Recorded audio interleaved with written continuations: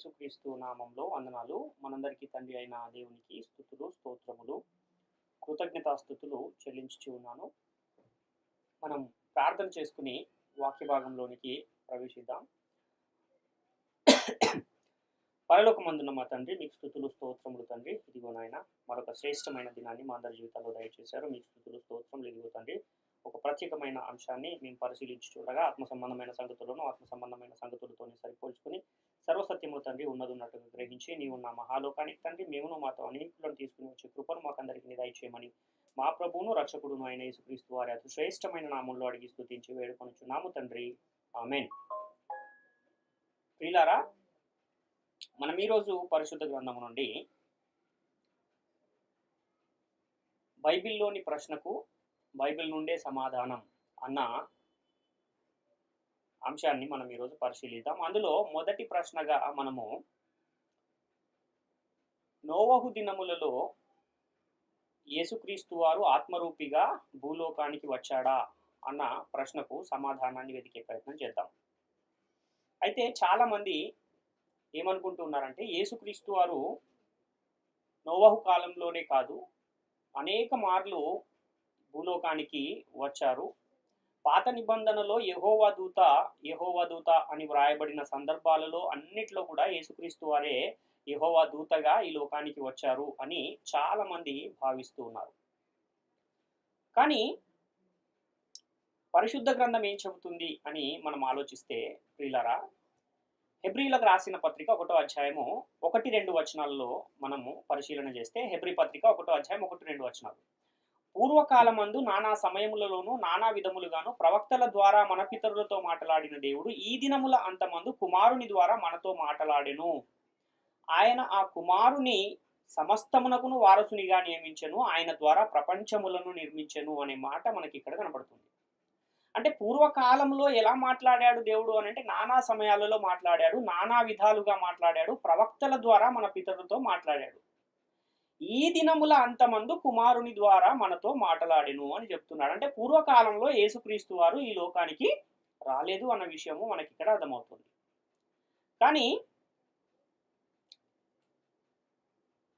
మనకు మొదటి పేతురు పత్రికలో 3వ అధ్యాయంలో 20-21 వచనాలను మనము గమనించినట్లయితే, దేవుని దీర్ఘ శాంతము ఇంకను కనిపెట్టుచుండినప్పుడు పూర్వము నోవహు దినములలో ఓడ సిద్ధపరచబడుచుండగా అవిధేయులైన వారి యొద్దకు అనగా చెరలో ఉన్న ఆత్మల యొద్దకు ఆయన ఆత్మరూపిగానే వెళ్ళి వారికి ప్రకటించెను. ఆ ఓడలో కొందరు అనగా 8 మంది నీటి ద్వారా రక్షణ పొందిరి.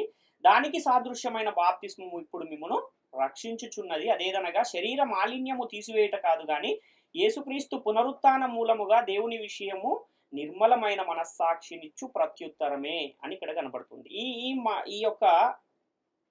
ఈ పేతురు గారు రాసిన ఈ పత్రికలో 3వ అధ్యాయంలో కనబడుతున్న ఈ వచనాలను బట్టి అవిధేయులైన వారి యొద్దకు అనగా చెరలో ఉన్న ఆత్మల యొద్దకు ఆయన ఆత్మరూపిగానే వెళ్ళి వారికి ప్రకటించెను అని ఉంది. కాబట్టి యేసుక్రీస్తు వారు నోహు దినములలో వచ్చారు భూమి మీదికి అని చాలా మంది భావిస్తూ ఉన్నారు.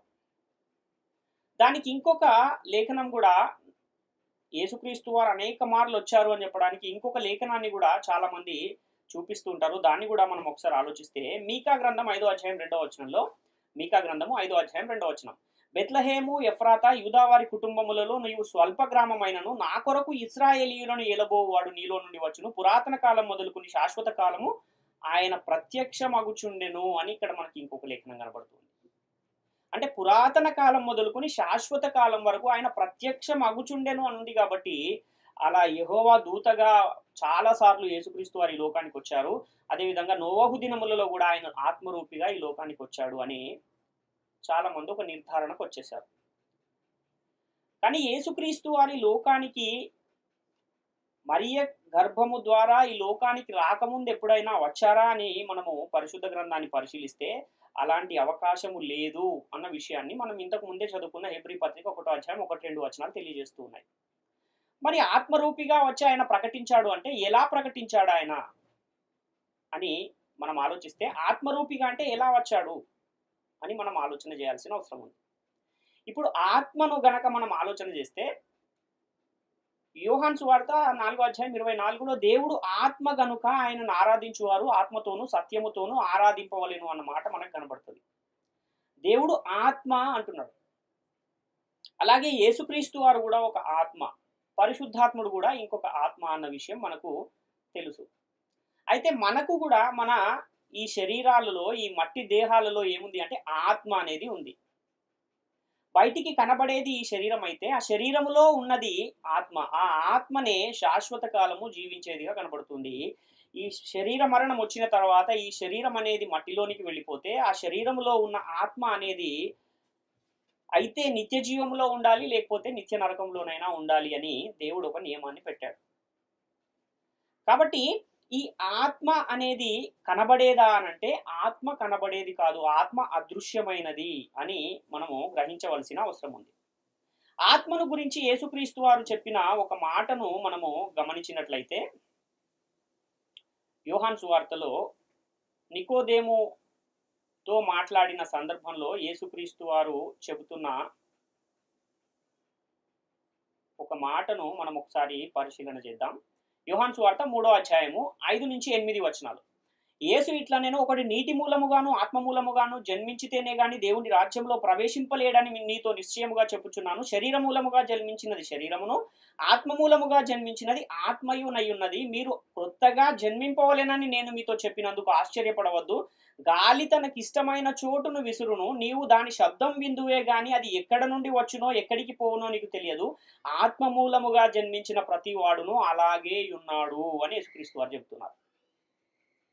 అంటే దేవుని రాజ్యంలో ప్రవేశించాలంటే ఆత్మ మూలంగా జన్మించాలంటున్నాడు. ఆత్మ మూలంగా జన్మించడం అంటే ఏంటి అని మనం ఆలోచిస్తే బాప్తిస్మములో మనము బాప్తిస్మం పొందడాన్నే ఆత్మ మూలంగా జన్మించడము అని ఇక్కడ తెలియజేయబడుతున్న సందర్భాన్ని చూస్తున్నాం.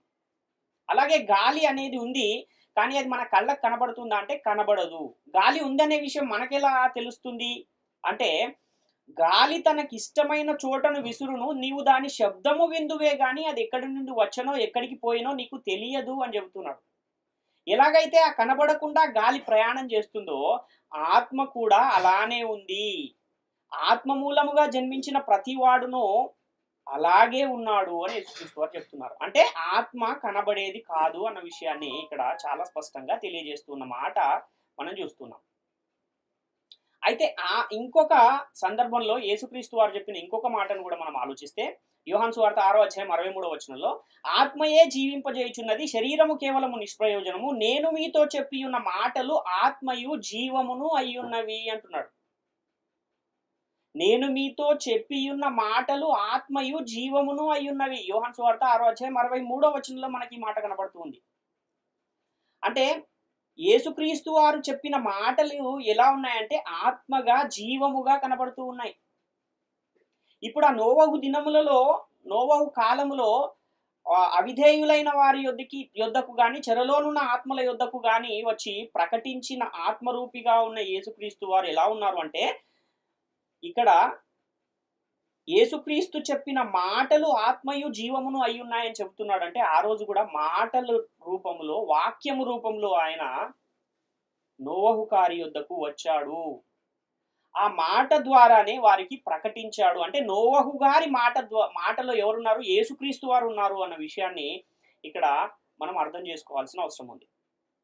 యోహాను సువార్త 5:39 కూడా మనం చూడగలిగితే లేఖనములందు మీకు నిత్య జీవము కలదని తలంచుచు వాటిని పరిశోధించుచున్నారు, అవియే నన్ను గూర్చి సాక్ష్యం ఇచ్చుచున్నవి అంటున్నాడు. ఏముంది లేఖనములందు? నిత్య జీవం ఉందంట. జీవం ఉంది లేఖనములలో. ఆ జీవమే ఏమై ఉంది? ఆత్మయ్య అయి ఉన్నది. ఆ మాటలే ఆత్మయ్య అయి ఉన్నది. ఏవైతే యేసుక్రీస్తు వారు ప్రకటించారో ఆ మాటలు ఆత్మయ్య అయి ఉన్నాయి, జీవమునై ఉన్నాయి అని యేసుక్రీస్తు వారు చెప్తున్నారు. అదేవిధంగా లేఖనములందు కూడా నిత్య జీవం ఉంది అని ఇక్కడ యేసుక్రీస్తు వారే స్వయంగా చెబుతున్న మాట మనకు కనబడుతుంది. ఇంకా యేసుక్రీస్తు వారు చెప్పిన ఇంకొక మాటను కూడా మనం పరిశీలిస్తే మత్తయి సువార్త 4:4 అందుకు ఆయన మనుష్యుడు రొట్టె వలన మాత్రము కాదు గాని దేవుని నోట నుండి వచ్చు ప్రతి మాట వలనను జీవించును అని వ్రాయబడి ఉన్నది అనెను. అంటే దేవుని నోట నుండి వచ్చే మాట వలన జీవిస్తారా అంటే జీవిస్తారు. ఆ రోజు కూడా అవిధేయులైన ఆత్మల యొద్దకు మాట వచ్చింది. దేవుని యొద్ద ఉన్న మాట, దేవుని యొద్ద ఉన్న లేఖనం అనేది ఆ నోవహు గారి ద్వారా అక్కడున్న ఆ అవిధేయులైన వారి యొద్దకు వచ్చింది. ఆ చెరలో ఉన్న ఆత్మల యొద్దకు వచ్చి వారికి ప్రకటింపబడింది అన్న విషయాన్ని మనం గమనించవలసిన అవసరం ఉంది. అందుకనే యోహాను సువార్త 1:1లో కూడా మనము గమనించినట్లయితే, ఆదియందు వాక్యం ఉండెను, వాక్యము దేవుని యొద్ద ఉండెను, వాక్యము దేవుడై ఉండెను అంటున్నారు. అంటే మొట్టమొదట ఆదిలో ప్రారంభములో యేసుక్రీస్తు వారు వాక్యముగా కనబడుతూ ఉన్నారు, మాటగా కనబడుతూ ఉన్నారు. ప్రకటన గ్రంథం 19:13 కూడా రక్తములో ముంచబడిన వస్త్రము ఆయన ధరించుకుని ఉండను, మరియు దేవుని వాక్యమను నామము ఆయనకు పెట్టబడి ఉన్నది అంటున్నాడు. దేవుని వాక్యం అనే నామం ఉంది ఆయనకి. కాబట్టి నోవహు దినములలో యేసుక్రీస్తు వారు ఆత్మరూపిగా వచ్చాడంటే ఒక దేవదూత వచ్చినట్టు వచ్చాడా ఆత్మరూపిగా అంటే? కాదు. ఎలాగైతే రూపాంతరము చెందే ఆ రూపాంతర కొండ యొద్దకు యోహాను ఏలియాలు ఎలాగైతే వచ్చారో అలాగా ఆత్మగా వచ్చాడా, కనబడేలాగా వచ్చాడా యేసుక్రీస్తు వారు అంటే? రాలేదు. ఆయన లేఖనము రూపంలో నోవహు గారి దగ్గరికి వచ్చి ఆ లేఖనము ద్వారా వాళ్లకు ప్రకటింపబడ్డాడు అన్న విషయాన్ని ఇక్కడ తెలియజేయబడుతూ ఉన్న సందర్భం 1 పేతురు పత్రిక 3వ అధ్యాయంలో. ఎఫెసీ పత్రిక 6వ అధ్యాయంలో 6వ అధ్యాయం 17వ వచనాన్ని కూడా మనం ఒకసారి పరిశీలన చేస్తే, మరియు రక్షణయను శిరస్త్రాణమును దేవుని వాక్యమును ఆత్మ ఖడ్గమును ధరించుకొనుడి అంటున్నాడు. దేవుని వాక్యమనే ఆత్మ ఖడ్గమును ధరించుకోవాలి. అందుకే మత్తయి సువార్తలో కూడా మనము 28వ అధ్యాయాన్ని ఒకసారి గమనిస్తే, మత్తయి సువార్త 28వ అధ్యాయము 19వ వచనాన్ని మనం ఒకసారి చూస్తే, నేను మీకు ఏ సంగతులను ఆజ్ఞాపించుతునో వాటిని అన్నిటినీ గైకొనవలెనని వారికి బోధించుడి. ఇదిగో నేను యుగ సమాప్తి వరకు సదాకాలము మీతో కూడా ఉన్నానని వారితో చెప్పెను అని చూస్తున్నాం. అంటే యుగ సమాప్తి వరకు మీతో కూడా ఉన్నానంటే ఎలా ఉన్నాడు మనతో కూడా? యుగ సమాప్తి వరకు సదాకాలము అంటే వాక్యముగా ఉన్నాడు. ఎప్పుడైతే ఆ వాక్యాన్ని మన హృదయాలలో ఉంచుకుంటామో క్రీస్తును మనలో మనము ధరించుకుని ఉంటాము అన్న విషయాన్ని గమనించాలి. కొలసి పత్రికలో కూడా 3:16లో క్రీస్తు వాక్యమును మీలో సమృద్ధిగా నివసింపనీయుడి అన్న మాట కనబడుతుంది. క్రీస్తు వాక్యము మనలో ఉంటే క్రీస్తు మనలో ఉన్నట్టే. అప్పుడు ఈ మత్తయి సువార్త 28వ అధ్యాయము 20వ వచనంలో ఏదైతే ఈ మాట ఉందో, ఇదిగో నేను యుగ సమాప్తి వరకు సదాకాలము మీతో కూడా ఉన్నాను అని వారితో చెప్పాడు అనంటే వాక్యము రూపములో మనతో ఉన్నాడు, లేఖనముల రూపంలో మనతో ఉన్నాడు అన్న విషయాన్ని మనం గమనించవలసిన అవసరం ఉంది. పురాతన కాలం మొదలుకుని శాశ్వత కాలం వరకు ఆయన ప్రత్యక్షమగుతూ ఉండెను అనంటే ఎలా ప్రత్యక్షమవుతున్నాడు శాశ్వత కాలం వరకు అంటే? వాక్యముగా ప్రత్యక్షమవుతూ ఉన్నాడు. ఒకవేళ పాత నిబంధనలో నోవహు గారి దగ్గరకు వచ్చింది యేసుక్రీస్తే అయితే, అలా అంతకు ముందు కూడా యెహోవా దూతగా వచ్చిన ప్రత్యక్షతలన్నీ కూడా యేసుక్రీస్తే వచ్చాడు అనుకుంటే, అప్పుడు ఆ ముందే వచ్చిన రాకడలు ఎన్ని రాకడలు అవుతాయి? మరియ గర్భం ద్వారా వచ్చిన రాకడ ఎన్నో రాకడ అవుతుంది. ఇప్పుడు మళ్ళీ రాబోయేది ఎన్నో రాకడ అవుతుంది. పరిశుద్ధ గ్రంథం ఆల్రెడీ ఒకసారి మరియ గర్భం ద్వారా ఈ లోకానికి వచ్చాడు, రెండవసారి మరలా ప్రత్యక్షము కాబోతున్నాడు అని హెబ్రీ పత్రిక 9వ అధ్యాయం 28వ వచనం చాలా స్పష్టంగా తెలియజేస్తూ ఉంది. కాబట్టి ఏదైతే ఈ నోవహు దినములలో ఆయన ఆత్మరూపిగా ఈ లోకానికి వచ్చాడు, వచ్చి అవిధేయులైన వారికి వాక్యమును ప్రకటించాడు అని వాక్యము కనబడుతుంది అంటే, ఎలా వచ్చాడు యేసుక్రీస్తు వారు అంటే వాక్య రూపముగా వచ్చాడు, లేఖనముల రూపముగా వచ్చాడు అన్న విషయాన్ని మనం గమనించాలి. ఇంకా పాత నిబంధన కాలములో యేసుక్రీస్తు వారికి కొన్ని ప్రత్యక్షతలు కూడా మనకు కనబడుతూ ఉంటాయి. ఆయన పురాతన కాలం మొదలుకుని శాశ్వత కాలం వరకు ప్రత్యక్షమగుచుండెను అనంటే ఎలా ప్రత్యక్షమయ్యాడు యేసుక్రీస్తు వారు అంటే, మనము జాగ్రత్తగా గమనించినట్లయితే ఆయన బండగా ప్రత్యక్షమయ్యాడు. 1 కొరింథీ పత్రిక 1వ అధ్యాయం 10వ అధ్యాయము 1 కొరింథీలకు రాసిన మొదటి పత్రిక 10వ అధ్యాయం 1-4 వచనాలను మనం చూస్తే, అక్కడ 2వ వచనాన్ని మనం చూద్దాం. అందరూ మోషేను బట్టి మేఘములో సముద్రములోను బాప్తిసం పొందిరి. అందరూ ఆత్మ సంబంధమైన ఒకే ఆహారమును భుజించిరి. అందరూ ఆత్మ సంబంధమైన ఒకే పానీయమును పానము చేసిరి. ఏలయనగా తమను వెంబడించిన ఆ ఆత్మ సంబంధమైన బండలోనిది త్రాగిరి. ఆ బండ క్రీస్తే అంటున్నాడు. కాబట్టి బండగా క్రీస్తు వారి యొక్క ప్రత్యక్షత కనబడుతుంది. 1 పేతురు పత్రిక 2వ అధ్యాయం 7వ వచనంలో కూడా విశ్వసించుచున్న మీకు ఆయన అమూల్యమైన వాడు. విశ్వసింపని వారికైతే ఇల్లు కట్టువారు ఏ రాతిని నిషేధించిరో అదే మూలకు తలరాయి ఆయను, మరియు అది అడ్డు రాయు అడ్డు బండయు ఆయను అంటున్నాడు. కాబట్టి బండగా ప్రత్యక్షత యేసుక్రీస్తు వారి యొక్క ప్రత్యక్షత కనబడుతుంది. ఇంకా పస్కా బలి పశువుగా యేసుక్రీస్తు యొక్క ప్రత్యక్షత పాత నిబంధన కాలంలో ఉంది. 1 కొరింథీ పత్రిక 5వ అధ్యాయం 7వ వచనంలో మీరు పులిపిండి లేని వారు గనక క్రొత్త ముద్ద అవుటకై ఆ పాతదైన పులిపిండిని తీసి పారవేయడి. అంతేకాక క్రీస్తు అను మన పస్కా పశువు వధింపబడెను అంటున్నాడు. ఈ పస్కా పశువుగా ఎప్పుడు కనబడ్డారు యేసుక్రీస్తు వారు అని మనం ఆలోచిస్తే నిర్గమకాండంలో 12వ అధ్యాయంలో, ఆ 12వ అధ్యాయం అంతా మనం చదివితే అక్కడ వారు ఒక నిర్దోషమైన గొర్రె పిల్లను చంపి దాని రక్తమును అడ్డు కమ్మిలకు నిలువు కమ్మిలకు పూసినప్పుడు అక్కడ సంహారక దూత వచ్చి ఆ రక్తమును చూసి వెళ్ళిపోయి ఏ ఇంటికైతే ఆ రక్తము లేదో ఆ ఇంట్లో ఉన్న ప్రథమ సంతానాన్ని సంహరించిన సందర్భం మనకు అక్కడ కనబడుతుంది. ఆ రోజు ఏదైతే ఆ గొర్రెపిల్ల సంహరించబడిందో ఆ గొర్రెపిల్లకు సాదృశ్యంగా యేసుక్రీస్తు వారు కనబడుతున్నారు. అందుకనే క్రీస్తు అను మన పస్కా బలి పశువు వధింపబడెను అన్న మాట మనకు కనబడుతుంది. ఇంకా ఇత్తడి సర్పముగా కూడా యేసుక్రీస్తు వారి యొక్క ప్రత్యక్షత మనకు కనబడుతుంది. యోహాను సువార్త 3వ అధ్యాయం 14-15 వచనాల్లో అరణ్యములో మోషే సర్పమును ఎలాగెత్తెనో అలాగే విశ్వసించు ప్రతివాడును నశింపక ఆయన ద్వారా నిత్యజీవం పొందినట్లు మనుష్య కుమారుడు ఎత్తబడవలెను అని ఇక్కడ చూస్తున్నాం.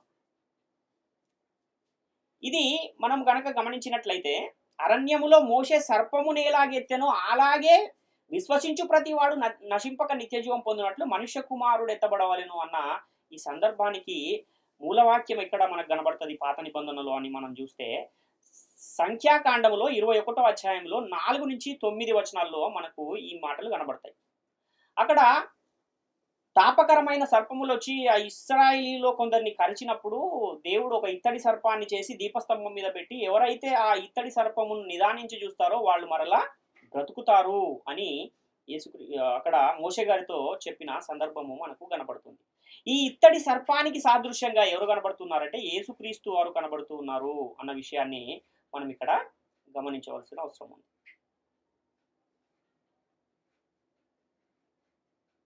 కాబట్టి నోవహు గారి దినములలో యేసుక్రీస్తు వారు ఆత్మరూపిగా వచ్చారు అని అంటే నిజంగానే యేసుక్రీస్తు వారు అక్కడ ఆత్మగా ఎలాగైతే దేవదూతలు వచ్చి అనేకులకు కనబడి నేను గబ్రియేలను దూతను మరియతో చెప్పిన దూత గాని, దానియేలు దగ్గరకు వచ్చిన గబ్రియేలు దూత గాని, లేదంటే మనోహ భార్య దగ్గరికి ఒక దూత వచ్చింది ఆ దూత గాని, ఇలా ఈ దూతలన్నీ వాళ్ళకి కనబడ్డారు. అలా కనబడేటట్టుగా యేసుక్రీస్తు వారు రాలేదు. కానీ ఎలాగైతే రూపాంతరం కొండ దగ్గరికి ఆ ఏలియా మరియు మోషేలు వచ్చారో అలా యేసుక్రీస్తు వారు కనబడేలాగా రాలేదు. ఆయన ఆత్మరూపిగా అంటే వాక్య రూపములో ఆయన ఈ లోకానికి నోవహు దినములలో వచ్చాడు. ఆ వాక్య రూపములోనే అక్కడున్న అవిధేయులకు ప్రకటింపబడ్డాడు అన్న విషయాన్ని మనం గమనించవలసిన అవసరం ఉంది పిల్లరా. కాబట్టి యేసుక్రీస్తు వారు ఈ లోకానికి వచ్చారు అంటే ఎప్పుడు వచ్చారు? మొట్టమొదటిసారి అని అంటే మరియ గర్భము ద్వారా ఈ లోకములో ఆయన జన్మించారు. అదే ఆయన మొదటి రాకడ. ఆయన రెండవ రాకడేమో ఎప్పుడు అని మనం ఆలోచిస్తే ఎప్పుడైతే సర్వజనులకు సువార్త అనేది సాక్షార్థం అవుతుందో అప్పుడు ఆయన రెండవ రాకడ అనేది సంభవింపబోతుంది అని పరిశుద్ధ గ్రంథము తెలియజేస్తుంది. హెబ్రీ పత్రిక 9వ అధ్యాయంలో మనము 28వ వచనాన్ని కూడా ఒకసారి పరిశీలన చేస్తే అలాగుననే క్రీస్తు కూడా అనేకుల పాపములను భరించుటకు ఒక్కసారి అర్పింపబడి తన కొరకు కనిపెట్టుకుని ఉండు వారి రక్షణ నిమిత్తం పాపము లేకుండా రెండవసారి ప్రత్యక్షమగును అంటున్నాడు. అంటే ఇప్పుడు రాబోయేది రెండవసారి అని పరిశుద్ధ గ్రంథం ఇంత స్పష్టంగా చెబుతూ ఉన్నప్పుడు యెహోవా దూతగా వచ్చాడండి, నోవహు దగ్గరికి వచ్చాడండి, అబ్రహాం గారి దగ్గరకు వచ్చిన 3 దేవదూతల్లో ఒక ఆయన యేసుక్రీస్తు అండి అని ఇలా చెప్పడం అనేది అది వాక్యానుసారమైనది కాదు. లేఖనాలు దానిని సమర్థించవు, పరిశుద్ధ గ్రంథం కూడా దాన్ని సమర్థించదు అన్న విషయాన్ని గమనించవలసిన అవసరం ఉంది. కాబట్టి ప్రియులారా, ప్రాముఖ్యమైన ఈ విషయాలు ప్రతి ఒక్కరు గమనించండి, గ్రహించండి. మరొక ప్రశ్నతో మనము రాబో దినాల్లో మరలా కలుసుకుందాం. అందరికీ వందనాలు.